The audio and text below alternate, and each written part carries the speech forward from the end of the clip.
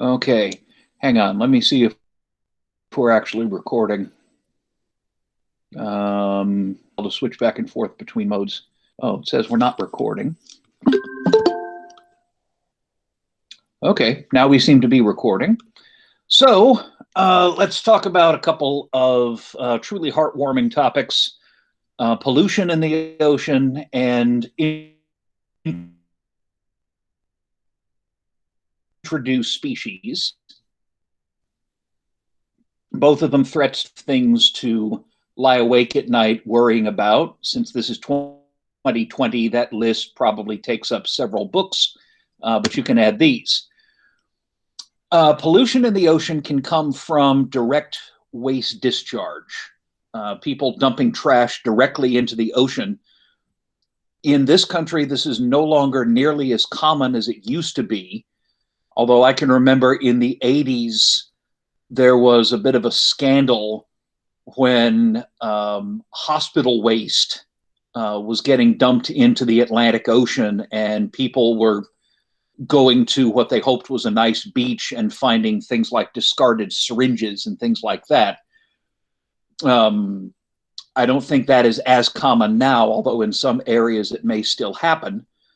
You can also get pollution by runoff due to rain. If you have rain on land that picks up some kind of pollutant as it's running over the land in the form of creeks, rivers, what have you, it can end up in the oceans. Atmospheric pollutants can also end up in the ocean. One of the ones that's been building up is there is just a little bit of mercury in many sources of coal, and burning coal puts mercury vapor into the air, and some of that ends up in the oceans. And then finally, eutrophication refers to pollution caused by excess nutrients getting dumped into the ocean, or for that matter, any other body of water. You could have eutrophication in grandpa's farm pond, for example.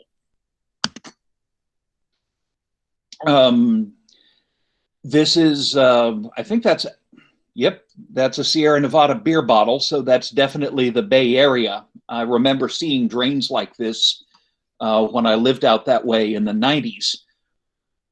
The storm drains in Berkeley, California, and as far as I know, Oakland and everybody else, drained into creeks that had been paved over, and those went right into the ocean. And so, of course, runoff transported both solid waste and potentially chemical pollutants into the ocean.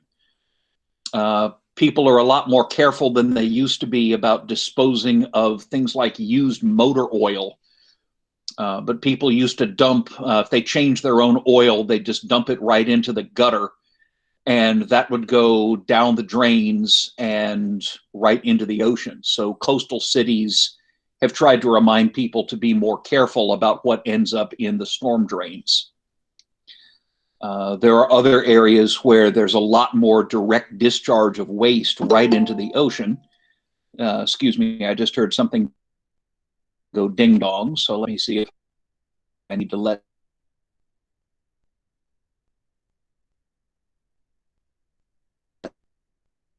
somebody in. Between modes, and I'm not seeing anybody. Oh, here we go. All right, welcome, welcome. Okay, my computer's being a little bit slow to respond to what we're doing, but I'm assuming everybody can hear me all right.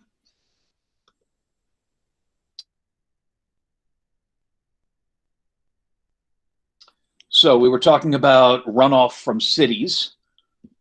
There's areas where that's a much more serious problem, where waste gets dumped directly into the river or something like that. And I just heard this thing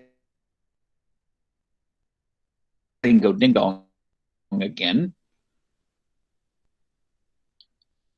Mode and Google Meet, and that always takes a few seconds. So sorry about the delays there. Right. Okay. Tiddly pum pum and all that.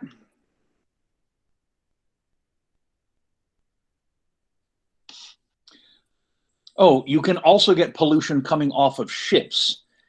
And there was actually a famous case of this back in the early 90s.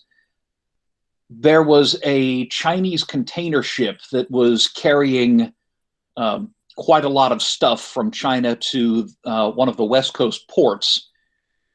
And it's one of those ships that has those big steel containers just stacked several high on the deck. And those, of course, get unloaded at the ports and put right onto flatbed trailer trucks.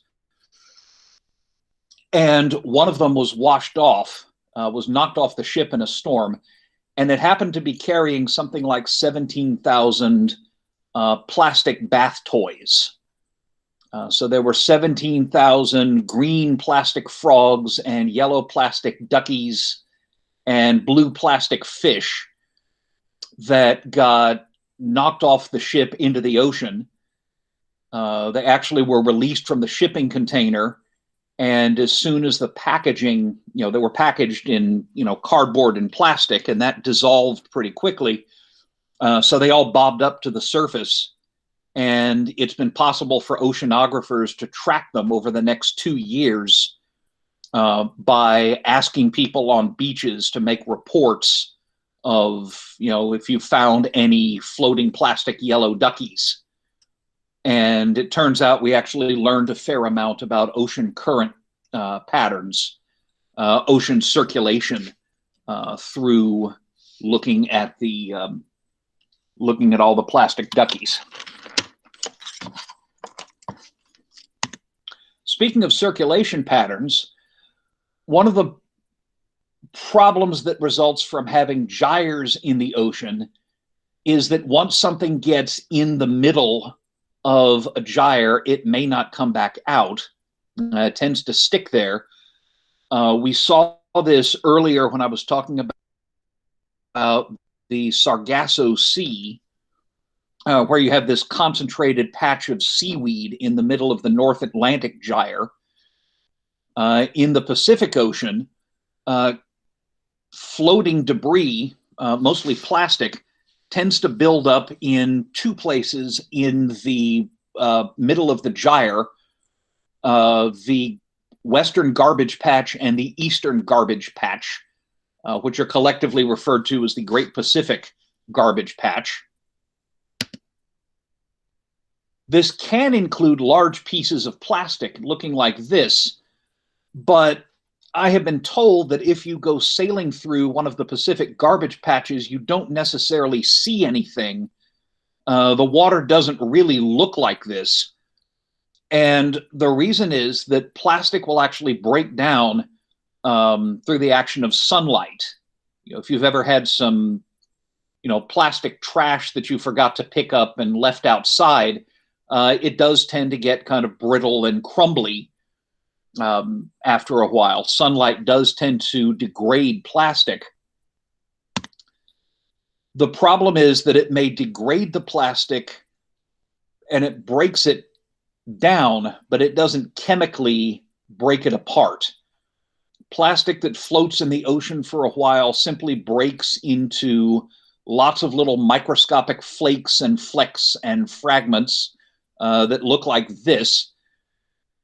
And the problem there is that those resemble plankton, and they get eaten by a wide range of organisms. Larger fragments of plastic may get eaten by large fish or seabirds.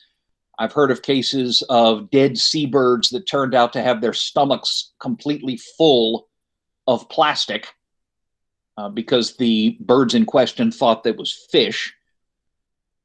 And even on the microscopic level, if you have your little copepods chewing on plastic because they think that it's algae or something like that, you're going to cause a breakdown in the overall food web.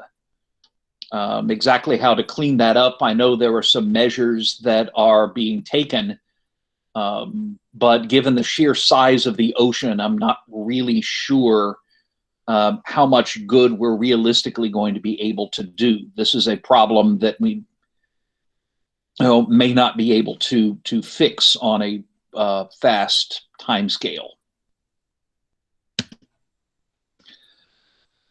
There's an annual problem in places like Chesapeake Bay when you have runoff from agricultural areas, and that washes fertilizer off the land and into the oceans. And that drives the growth of blooms of green algae and blue-green bacteria. That's called eutrophication. You can see all of the water over to the left is lighter green in color. That's basically a big bloom of algae in Chesapeake Bay. And that's a problem because you'd think it might be great, because if you have lots of algae, then you'll have lots of, little shrimp and things that will pick up the algae and eat it. And that would boost the food web overall. If you're putting more algae at the bottom of the food web, that should mean more little shrimp and more crabs and more oysters and more big fish. It's not that simple. Eutrophication also affects the Gulf of Mexico, since the Mississippi River drains something like half the United States, including some of our most productive agricultural areas. So all the excess fertilizer that the farmers put on their land in Iowa ends up washing off and coming down the Mississippi and ending up in the Gulf of Mexico. You can see this is part of the big sediment plume that the Mississippi River and some other rivers like the Atchafalaya and the Sabine put out into the Gulf of Mexico. You can see the more brown colors are silt. The greens and the blues, that's algae. And the reason why you don't want that is when you have an algal bloom like that, the little shrimp and things that would eat it can't increase their numbers in time. And a lot of that phytoplankton dies. And as it dies, it sinks. And as it sinks and decays, it consumes oxygen. Decay is like a very slow burn process, and it does consume oxygen. And so every summer we end up with a dead zone at the bottom of the Gulf of Mexico. As of last year, the dead zone was larger than Connecticut. The bright red is the most oxygen depleted areas. Yellow is more than in yellow. That's more than 5 milligrams of oxygen per liter. The darkest red there is less than 1. That's essentially anoxic right there. And that can't be good for ecosystems, because a lot of the things that we would, want to fish out of there need oxygen to live. That's got the potential for affecting oyster beds and fishing grounds. Big oil spills are notorious. You folks probably won't remember this, but I remember an oil tanker passing through Alaskan waters called the Exxon Valdez. I think this was 1989, 90. Anyway, the captain had been drinking a little bit and ran the ship aground and dumped a huge amount of oil directly onto an Alaskan beach. But there have been incidents like that before. This is one that kind of galvanized the conservation and environmental movement in 1969. That's the Santa Barbara oil spill. And that is one of the events that galvanized the U.S. public into starting to take environmental action. You can see it affected people where they live. Santa Barbara is noted for its beautiful beaches, among other things. University of California, Santa Barbara is a good place to go to grad school. The library has a view of the beach. Nice place if you can get in. And this is one of the things that woke people up to the problem. But you can also have oil being brought in not through big spills, but from ships discharging bilge. Bilge water is water that collects in the bottom of a ship. Ships may not be absolutely perfectly watertight, and if they leak very, very slowly, you'll get water building up in the bottom, and it periodically has to be pumped out. That can carry pollutants. There can be oil and diesel and fuel oil and who knows what in that bilge water. The amount per ship is small, but the cumulative effect may be worse just by the fact that there is so much more bilge discharges. So you can see some bilge being discharged from the side of a ship right there. The other problem with bilge water is not just that it can add pollution, but you can introduce invasive species that way. And I've got a couple of stories of invasive species for you. What you're looking at here is Menemyopsis ladii. It belongs to a phylum that you might remember if you've had invertebrate zoology, but if you haven't, you may never have heard of. It belongs to a phylum called the comb jellies, or Ctenophora. It is not technically a true jellyfish, although it is transparent and superficially looks like one. It swims on very different principles. And there is a mouth in there. And if you look at the picture on the to the right, the mouth is in between those two oral lobes that are flung out wide. See how it looks like it's got two wings kind of sticking upwards. Those are oral lobes that direct food into the mouth, which is in the center. It's native to the coastal waters of North and South America, and it's got very wide ecological tolerances. It can tolerate very fresh water. It can tolerate pollution pretty well. It can tolerate a lot of things, and it feeds on zooplankton, little shrimp and larval fish and fish eggs and things like that. And in the Atlantic, there are plenty of predators that'll keep the population down. There are other ctenophores that eat Menemyopsis. There are certain fish that eat it. Butterfish are one type. Jellyfish will eat Menemyopsis ladii.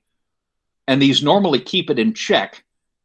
But probably from ships' ballast water, Menemyopsis ladii made it into the Black Sea in 1982. And the Black Sea is right there. You can tell this is an old map because Ukraine has possession of the Crimean Peninsula. The Crimea is that kind of diamond-shaped lump of land in the middle of the Black Sea. Russia reclaimed it a few years ago, and this caused all kinds of interesting things to happen in world politics, but never mind that. You can see the Black Sea is bordered by Ukraine, Romania, Bulgaria, Turkey, and Georgia, the country, not Georgia, the state. They all had their fishing industries badly hurt. Menemyopsis soon spread to a little arm of the Black Sea to the east of the Crimea, called the Sea of Azov, and then to the Caspian Sea, which you can just see at the right of that map. The effect on the local fisheries was catastrophic. The Black Sea was pretty rich in fish, and Menemyopsis ladii basically ate all of the fish eggs and fish larvae and nearly wiped out the harvest. In 1984, they were harvesting 204,000 tons of anchovies. By 1993, they were harvesting 200 tons. So that fishery got knocked down to 1/1000th of what it had been.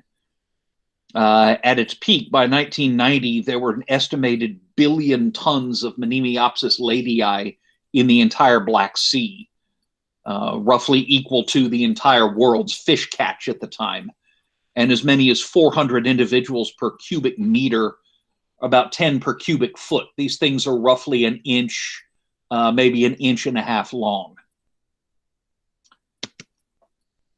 Fortunately, they don't sting people. And in a classic case of fighting fire with fire, there was another accidental introduction of a ctenophore, a comb jelly, into the Black Sea, and it was this one, Baroi ovata. Baroi ovata is shown right here. That's its mouth opening up at the front. Baroi ovata is basically swimming Pac-Man. And Baroi ovata, even though it's completely gelatinous, can literally bite chunks off of Monimiopsis ladii. In fact, that's almost all that it eats. And Baroi ovata consume the excess Monimiopsis ladii, and the population has stabilized now. The fishery will unfortunately never be quite what it was.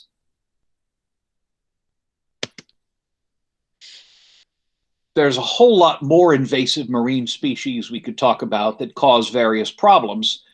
Some species, they're a natural part of the ecosystem in places where all of the other life has had time to adapt to them, but put them in a new ecosystem, and sometimes they can damage it pretty profoundly. This is an example that we're dealing with right now in New England. This is Carcinus menis, the green crab. And it's a threat to clam and mussel populations. It's also a threat to seagrass beds. It tends to dig and can destroy seagrasses. And you want to keep seagrasses around because A, they're a very productive ecosystem. B, having seagrasses is another one of those things that limits the damage that your shoreline can take from storms. Seagrasses are ecosystem engineers. They promote the buildup of soft sediment. There's lots of species that are adapted to live in and on and around seagrasses. And if something destroys them, there have been enough that have been destroyed as it is. That's not really good for the long-term outlook of your ecosystem health. So what do we do with Carcinus menis? Well, there's a novel solution that's been proposed. There's a chain of seafood restaurants in the Northeast called Legal Seafoods that's actually been deliberately trying to develop culinary uses for green crabs. You can see the chef actually has one in his pocket right there. We can keep green crab numbers down, hopefully, if we can develop a fishery for them and pay people to go out and catch them and bring them in. Unfortunately, they're not really big enough for meat. I mean, they taste perfectly good. There's just not a whole lot of meat on them. But the word is that they make really terrific stock. You take a bunch of these and you simmer them for a long period of time, and you've got crab stock, which you can use as the base for making, lots of different types of soups and bisques and chowders and things like that. So we may be able to help the introduced species problem by coming up with a way to eat the introduced species. This should work on land. Now that I think about it, I am told you can eat kudzu. There are, of course, a lot of introduced species that we deal with on land. And if any of you got to talk much with Dr. Larson before she retired, that was something that she did research on and was passionate about, studying the effects of things like Japanese honeysuckle. But certainly a little bit to the south of us, the big introduced species is kudzu. And I am told you can eat the young shoots, and also that the roots contain starch that you can grind up and use like you would flour. I don't have direct experience with that, but anybody who wants to try would certainly have my blessing. This has also been suggested to control invasive populations of Eriacare sinensis. This is the Chinese mitten crab. These alternate between fresh and salt water, so they live in a wide range of habitats. They compete with native species. They eat native species. They also accelerate erosion because they tend to burrow into river banks and estuary banks.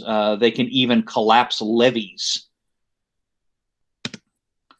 Fortunately, they're also considered a delicacy in Chinese cuisine. So the hope is that if we can get more people eating Chinese mitten crab, then this probably will not completely eradicate them, because that's extremely difficult to do, to get every last one. But it may at least keep the population numbers low enough that they don't do serious damage. So one way of dealing with introduced species is to try to come up with a way to eat them. Unfortunately, I don't think you can eat Monimiopsis ladii, the ctenophore. Although I'd be willing to bet if you caught enough of them, you could dry them, powder them, and sell them as supplements, because you can sell absolutely any damn thing as a nutritional supplement these days, whether or not it actually works. Okay, I will now cease presenting. That one was over fairly quickly, so I'll stop recording now.